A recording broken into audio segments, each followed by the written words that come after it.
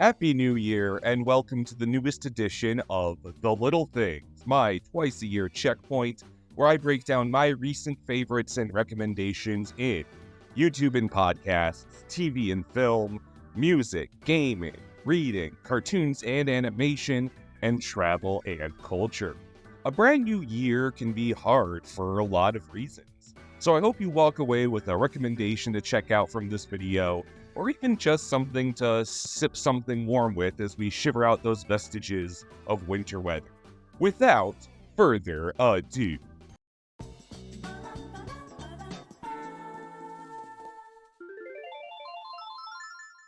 Punch Punch Forever is the newest project by YouTube old guard animator Speedaroo, and quite possibly his greatest work yet, which says a lot considerably how thoroughly the internet has been broken by his catalog.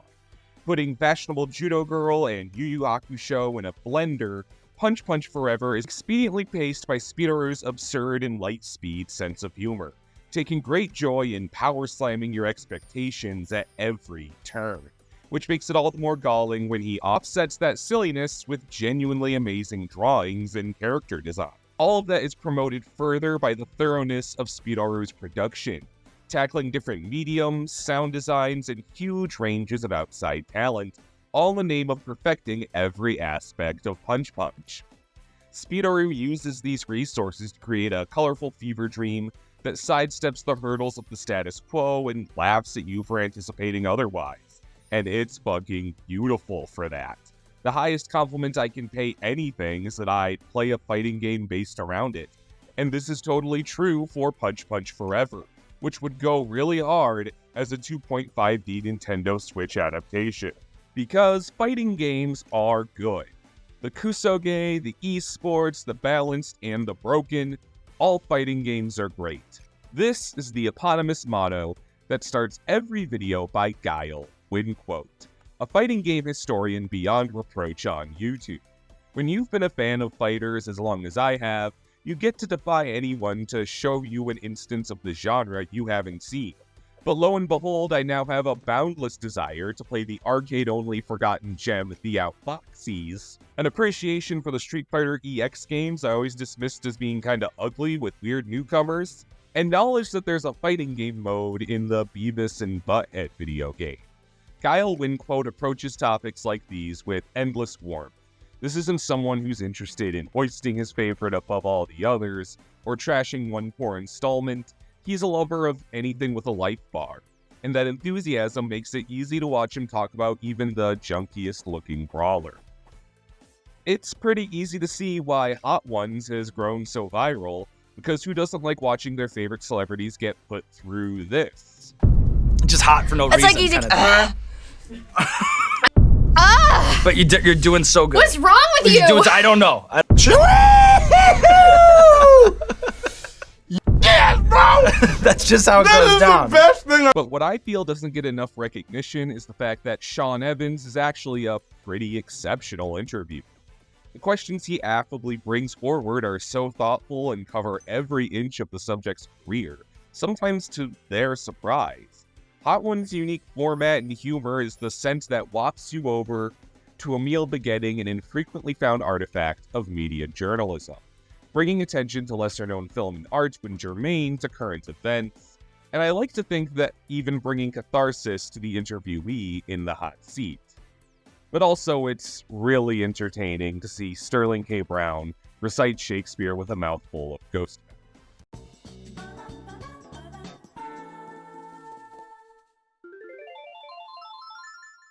What I can't understate is that this was one of the hardest Little Things videos to narrow down yet.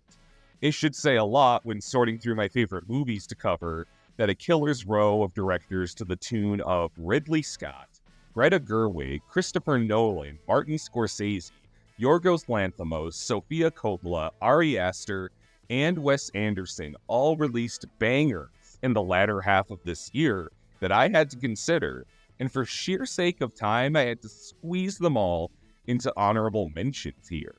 Though my favorite big-name director release wound up being the comparably humble but peerlessly tender The Holdovers, a modern Christmas classic by Alexander Payne that can be as devastating as It's a Wonderful Life, immediately as it's as funny as Christmas Vacation. The novel premise involving a lovably curmudgeonly boarding school professor reluctantly taking over the duty of supervising a precocious student left on campus over winter break. And in between antics ensuing, the two bond during a solemn but comfortable and joyous December of 1970, with beautifully shot snowy palettes, remarkable Boston-based architecture, and one of the tightest scripts I've recently encountered. And when my family is several white wine spritzers and a few baby quiches deep into our next holiday gathering and asking what movie we should watch, I'll be bearing this one in mind. It's a modern holiday landmark that was a surprise to behold, which feels like opening a new video game on Christmas morning, just as I did many years ago when I unwrapped my copy of the first Twisted Metal game. And as such a huge fan of those games, I was a little apprehensive as the Peacock series adaptation approached in the rear view. And the clip shown at the Summer Games Fest was not the most endearing initial impression. But the full package of the show, after all was said and done, was incredibly fun. Rather than a keenly accurate adaptation, it manages to be a different but still faithful one, taking a lot of narrative and artistic liberties, but always for strong reasons, and always leaving room to draw these choices back to what makes the universe of Twisted Metal so memorable.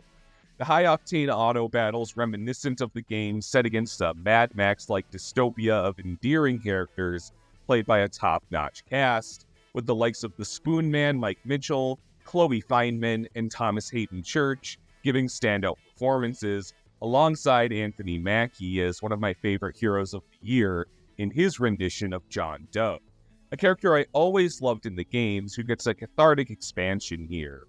Every doubt I had about this show was quickly reduced to roadkill the more it showed its lavish paint job. It's part buddy road trip, part apocalypse serial, part Grease Monkey action, and 100% twisted.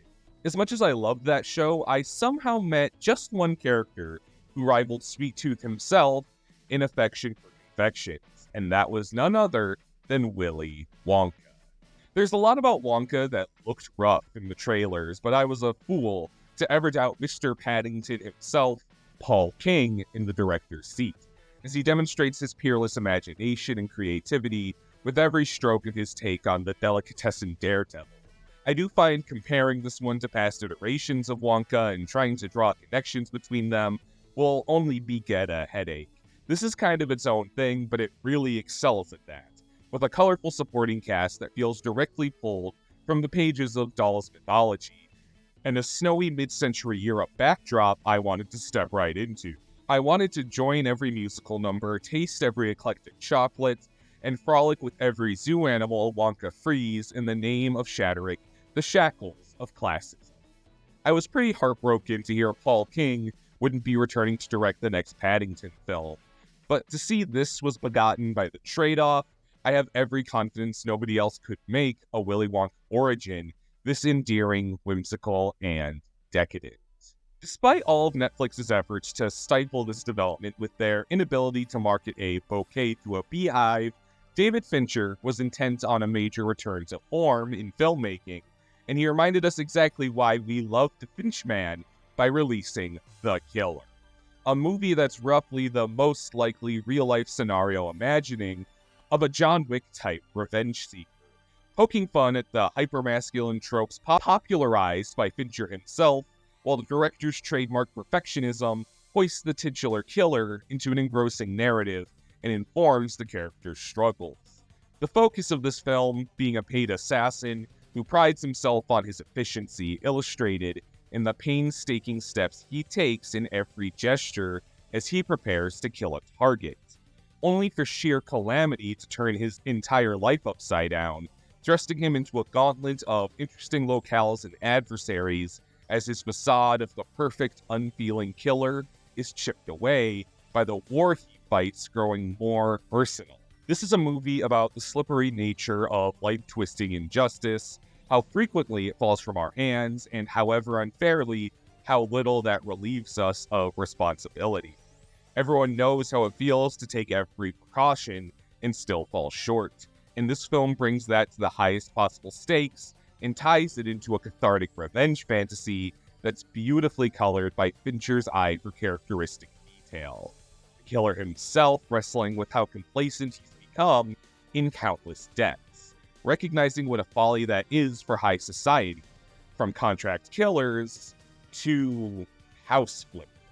Nathan Fielder and Emma Stone give maybe the best TV performances I've observed all year as Asher and Whitney in The Curse, a couple who host an HGTV series where they upscale disadvantaged neighborhoods, but what awaits them at the other end of those dubious intentions is hell, as they're confronted by their privilege, the quid pro quo nature of show business, and needling malfactors that fester the stress of their situation into uncanny paranoia. This show isn't easy to recommend. Its now infamous tomato meter is a strong indicator of that. It's not for everyone. In fact, I would describe it as one of the most uncomfortable and jarring shows I've recently watched, and not for anything supernatural or outwardly horrifying, but how brilliantly it frames and shoots some of the most repulsive tendencies people are prone to in desperate times. Seeing our main characters sacrifice their dignity and decency for fame is more horrifying than any monster I recently observed in film, TV. Bottoms is like if Mean Girls was a shonen anime. Bottoms is like if Heathers were a wackier end classic Simpsons episode. Bottoms is like if Clueless were a one-off M-rated fighting game that came out in like 2009, and it was critically panned at the time, but the FGC has come around to its distinct mechanics and identity, and they're clamoring for a sequel, but the IP is owned by like Activision or EA or some other company that won't do anything with it. I let this analogy get away from me a bit, but I fucking love this movie. Rachel Sennett and Iowa Debris are just the most electric comedic duo working right now, and their every line in improv kills me. Following both of their humble beginnings filming YouTube skits into landing stand-up specials and miniseries on Comedy Central, into now starring in the best studio comedy of the year, produced by the tastemakers of the Pitch Perfect and Bill and Ted movies, it would all be wildly gratifying even if this weren't one of the most incredibly entertaining things I've ever watched in a theater. It was no secret Emma Seligman is a brilliant director after her splendid debut with Shiva Baby, but here her marshalling shines in way of the endearingly cartoonish satire world this movie's characters inhabit, the actually extremely good fight scenes, and the emotional stakes that are strongly engaging even with all of that in mind. My face genuinely hurt from grinning and laughing along with this movie, and I think it has an unending life as a lauded cult classic ahead of it.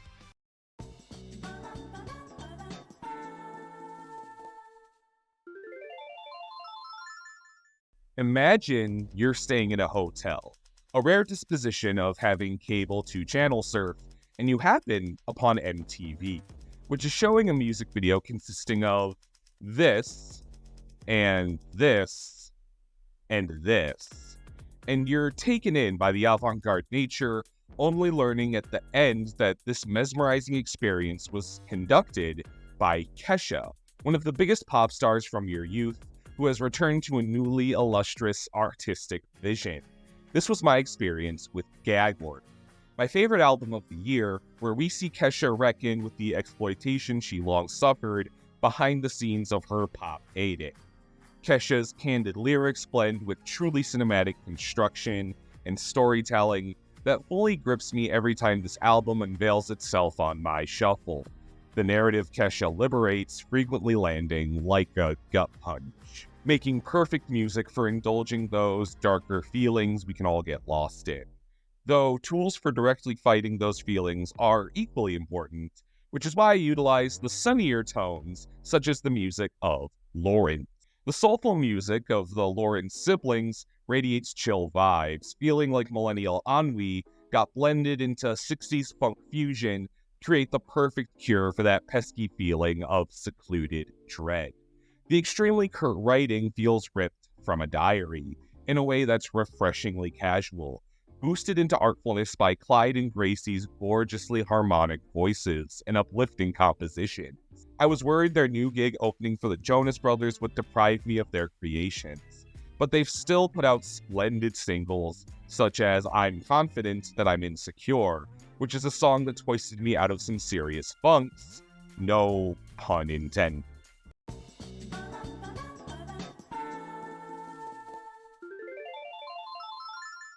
My hopes for Mortal Kombat 1 were subject to a lot of baggage.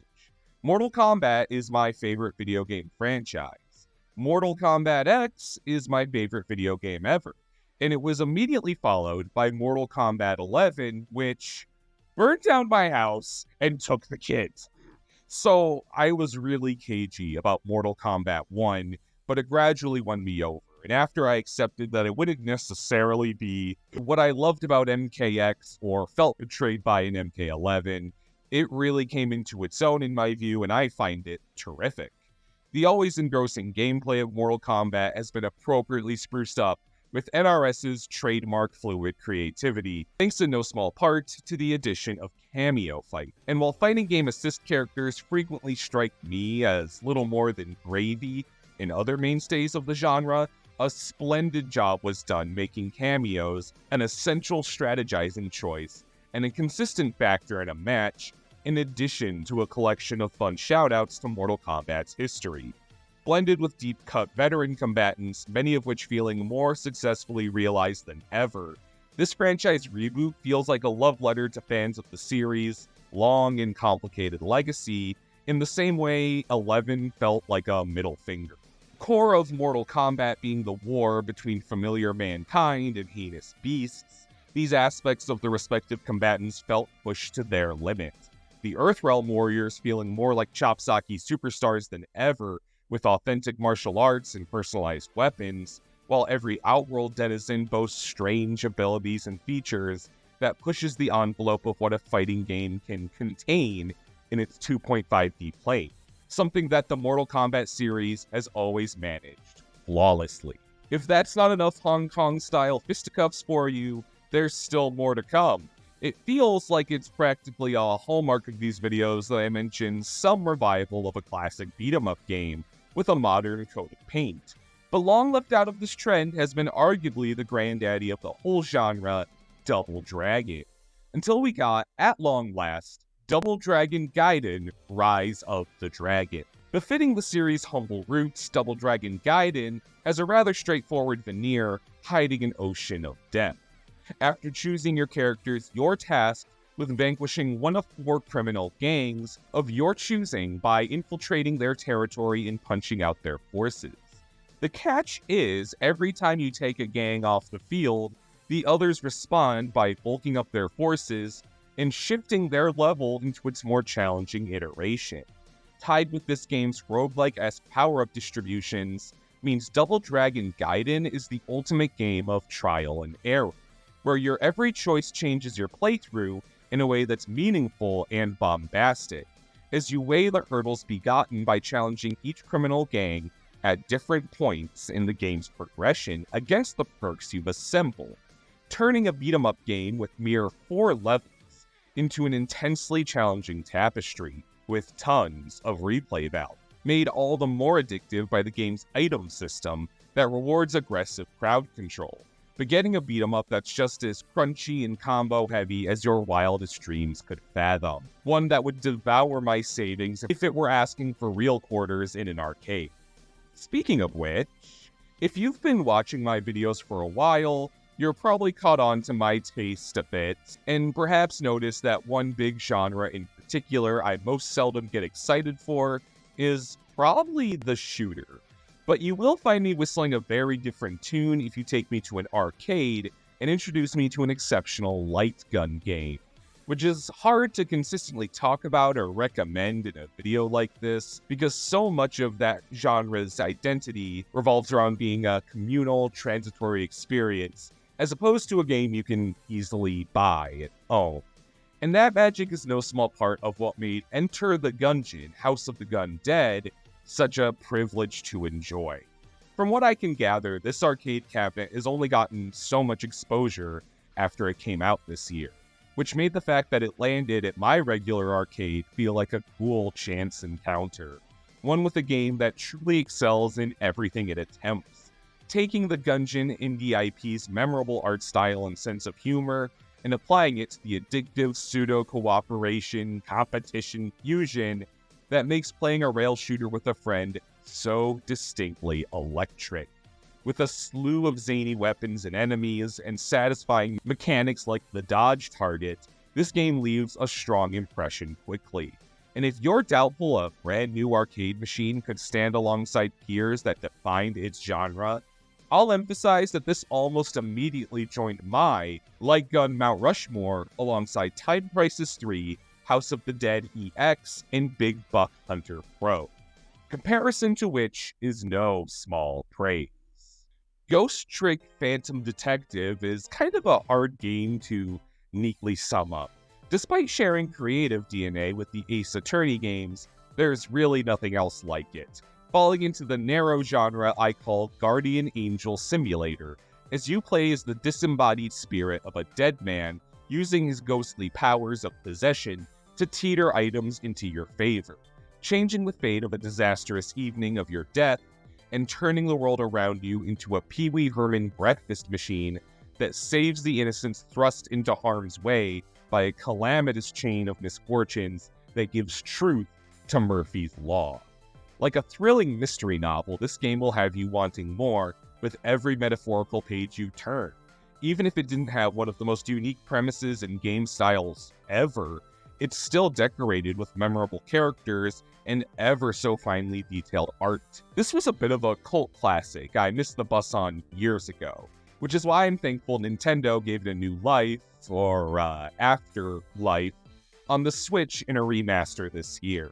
One of the company's crowning achievements of 2023, alongside some excellent new releases. Case in point, Pikmin 4 had some pretty huge shoes to fill. I got my belated start with the franchise when Pikmin 3 Deluxe rolled out, which turned out to be one of my favorite gaming experiences ever.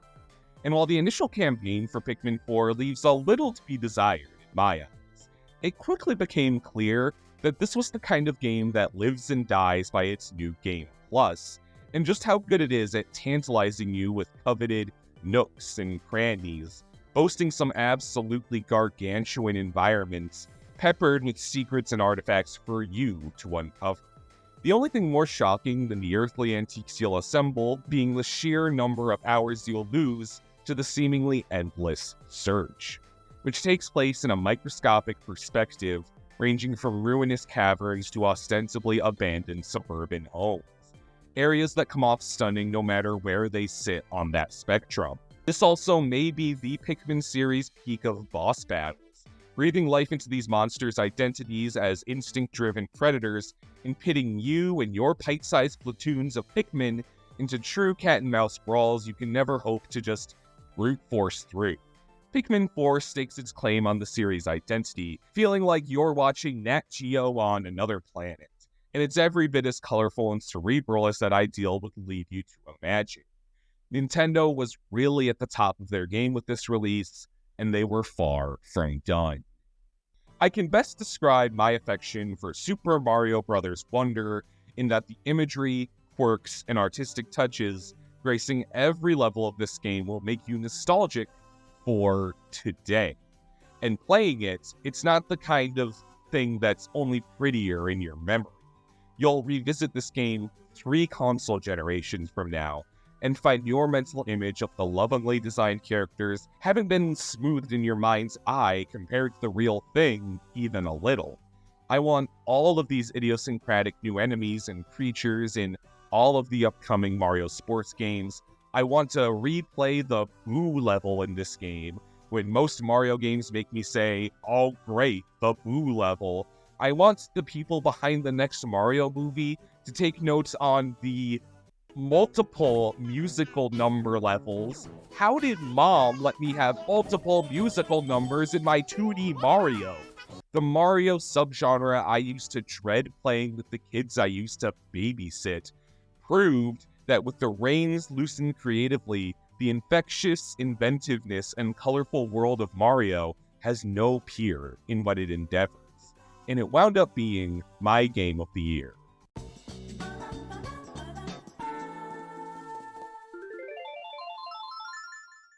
Nick DeSettelin's The Last Action Heroes is a comprehensive and exceptionally well-weaved history on the golden age of action movie stars, telling the highs and lows of Stallone, Schwarzenegger, Lundgren, Van Damme, and more, intertwined with the context of one another and how the live-action film industry was, in every meaning, the biggest game of mine is bigger, one that was on the public display in both art and interpersonal worlds.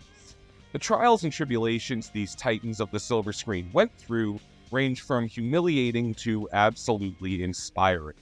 I was nearly brought to tears by the rags to riches life story of Sly Stallone, just as often as I was prompted to point and laugh at what an absolute clown Steven Seagal is. And Nick DeSettelin's skill as a historian tying it all together with a witty and engaging voice made it one of my favorite recent book releases. Now, on more than one occasion, I've been tempted to write about Rick and Morty, but there's always something that made it seem in bad or weird taste.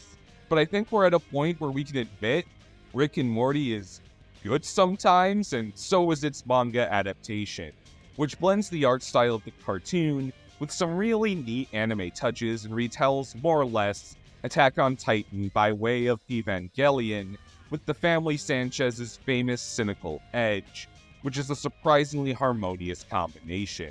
The characters are rendered with a bubbly smoothness that brings the trippiness of these familiar faces hand in hand with the frequently surreal lengths avant-garde manga and anime are known to create in a really far-out tapestry. Rick and Morty is an IP with a lot of merchandise to sift through, but if you need help narrowing that down, I was pretty surprised by how garrulously this one had me flipping pages.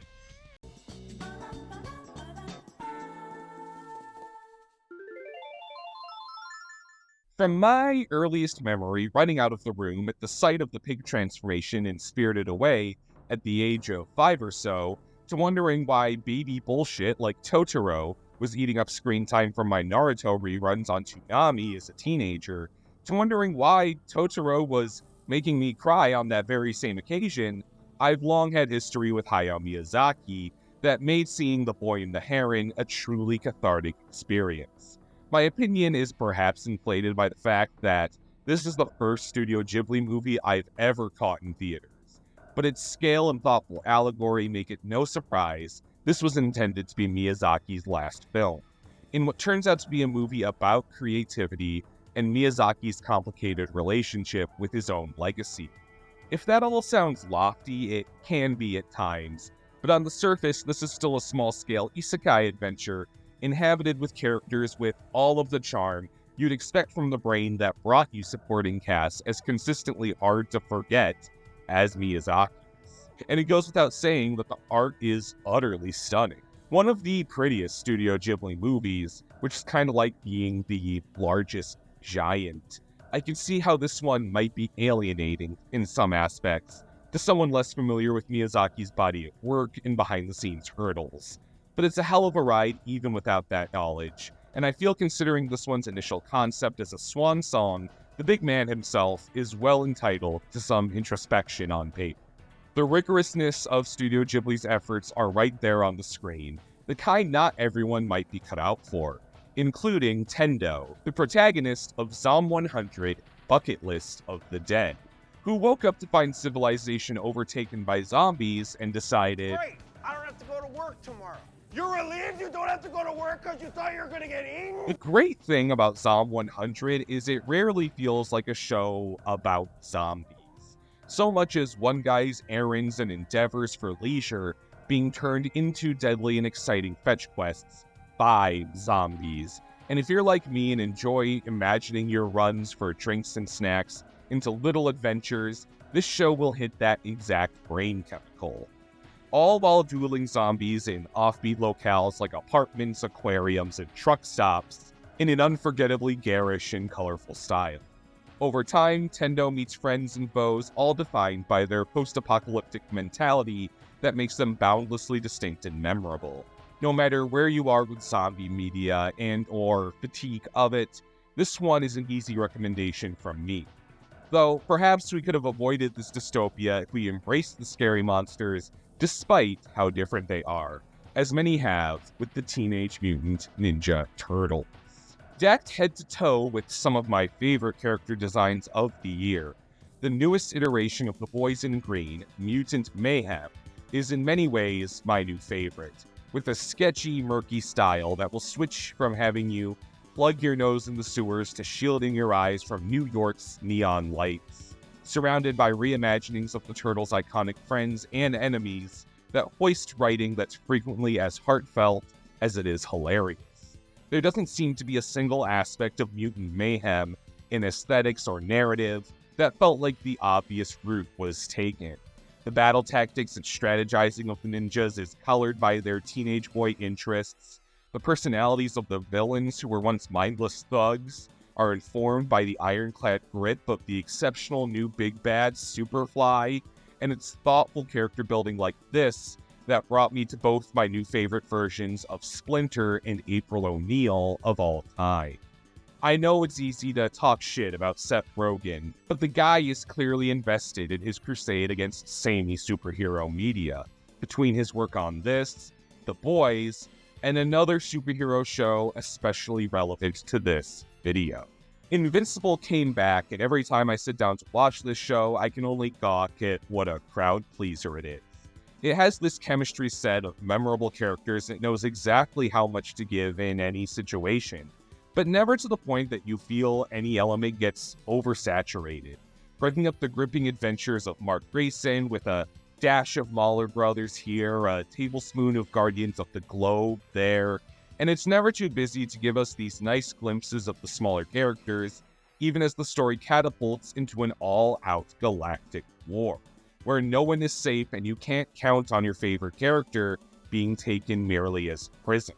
None of that is to speak to the very notable glow-up in art and animation Amazon finally realized this masterpiece deserves to tell its newly expanded, wider scope story ever since we last met these characters.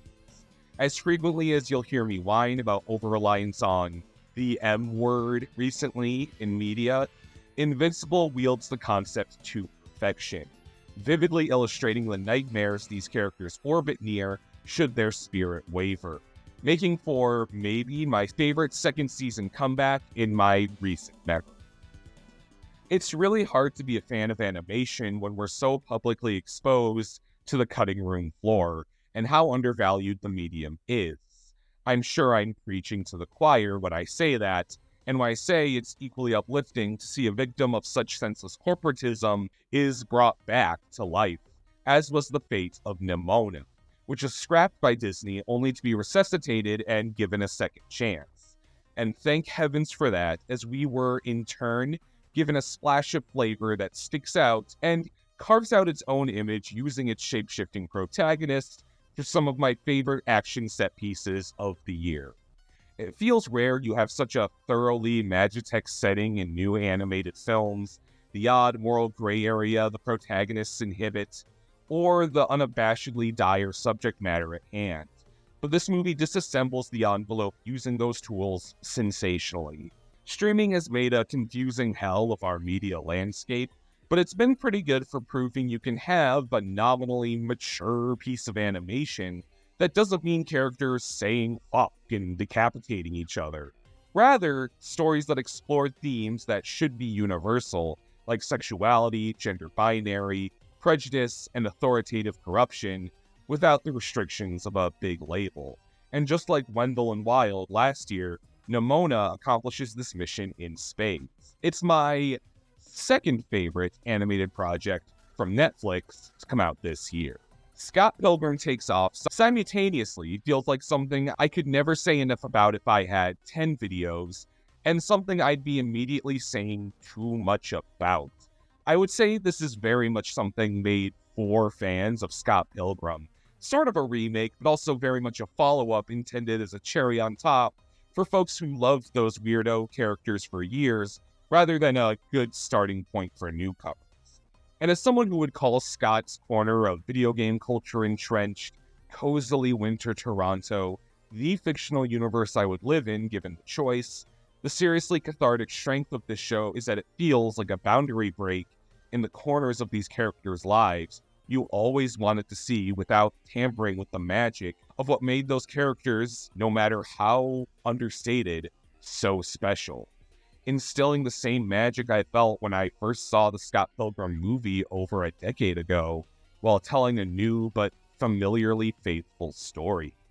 All of this is poised even grander by a handful of the best animated fight scenes I've seen in years, retaining Edgar Wright's complete allergy to parameters and logical limits while splashing them with the iconic style of Brian Lee O'Malley's drawings and lovingly bringing the characters to life with the entire cast of the original film having not lost a step and returning to voice their iconic characters. It's been a long time since I kept tapping the next episode button in a single 12-hour span.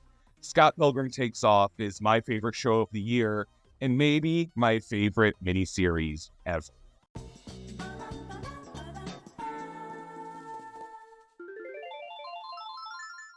During my travels to see my friends in Burbank, California this fall, I crossed Madame Tussauds Wax Museum off my list, achieving my dream of stepping into the ring with Rocky, stepping onto the set of my favorite film, all accosted by the siren call of a pre-recorded Dua Lipa on Hollywood's glossy screens.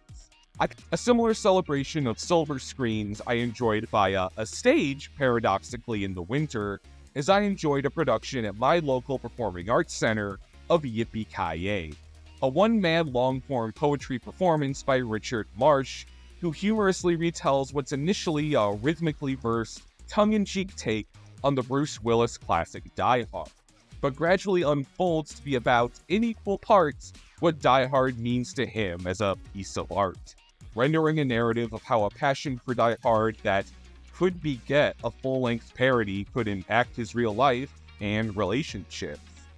And it felt really cathartic to watch as a content hobbyist myself who writes and talks about the art and work of others and how it impacts me. And if there's similar joy and resonance there for you, I'm really happy to hear that, and I thank you for sticking around so long.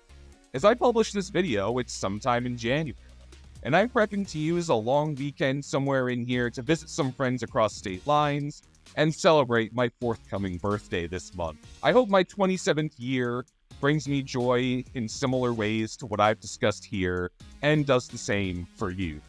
Find some little things to enjoy, maybe something I've recommended here, and I'll catch you after my sabbatical in my next video. And I'm going to try and make it awesome. Thanks for watching.